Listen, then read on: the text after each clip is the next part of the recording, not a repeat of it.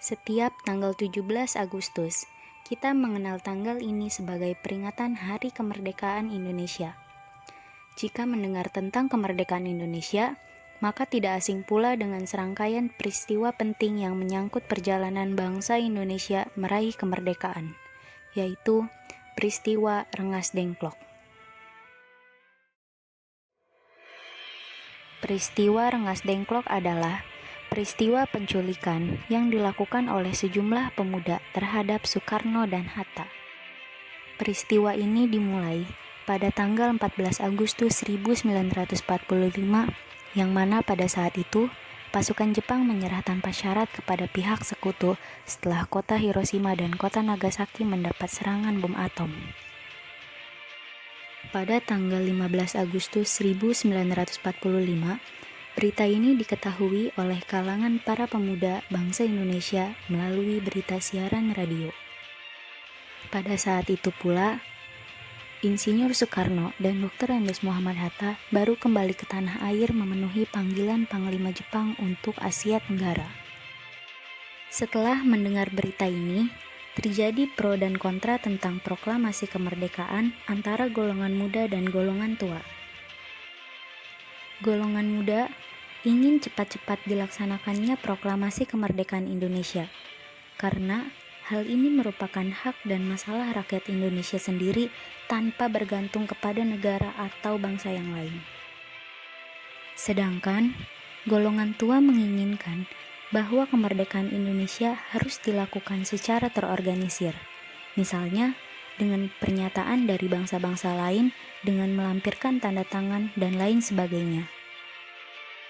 Perbedaan pendapat ini membuat para golongan muda melakukan penculikan yang dilakukan oleh sejumlah pemuda yang dikomandoi oleh Sukarni, Wikana, dan Khairul Saleh dari Perkumpulan Menteng 31 untuk membawa Soekarno-Hatta yang termasuk golongan tua pada saat itu dan juga Ibu Fatmawati beserta Guntur menuju ke Rengas Dengklok, Karawang.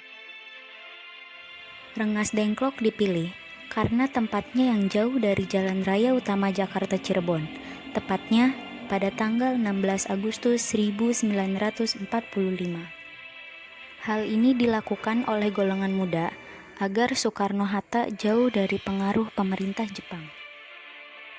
Pada saat yang bersamaan, di Jakarta terjadi perundingan yang sangat sengit antara Ahmad Subarjo yang mewakili golongan tua dengan Wikana yang mewakili golongan muda.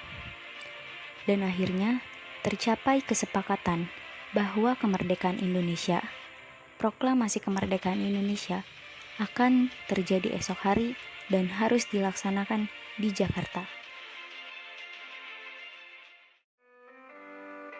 Kemudian, Soekarno dan Hatta dijemput di Rengas Dengklok untuk menuju rumah Laksamana Tadashi Maeda yang berada di daerah Menteng. Pada 17 Agustus 1945, pukul 3 pagi waktu Indonesia Barat, naskah proklamasi disusun oleh Soekarno, Muhammad Hatta, dan Ahmad Subarjo di ruang makan Maeda. Banyak pertimbangan sebelum tercapainya kata sepakat mengenai kepastian isi dan redaksional dari naskah teks proklamasi. Naskah sebanyak 2 alinea yang penuh dengan pemikiran tersebut akhirnya selesai dibuat dan disepakati 2 jam kemudian. Selanjutnya, Sayuti Melik mengetik sesuai dengan naskah yang telah mengalami berbagai perubahan yang akhirnya disepakati. Setelah itu, naskah diserahkan kembali kepada Soekarno dan Hatta untuk ditandatangani. 17 Agustus 1945, pukul 10 waktu Indonesia Barat, di halaman rumah Soekarno di Jalan Pegangsaan Timur nomor 56. Naskah proklamasi dibacakan dalam suasana hikmat.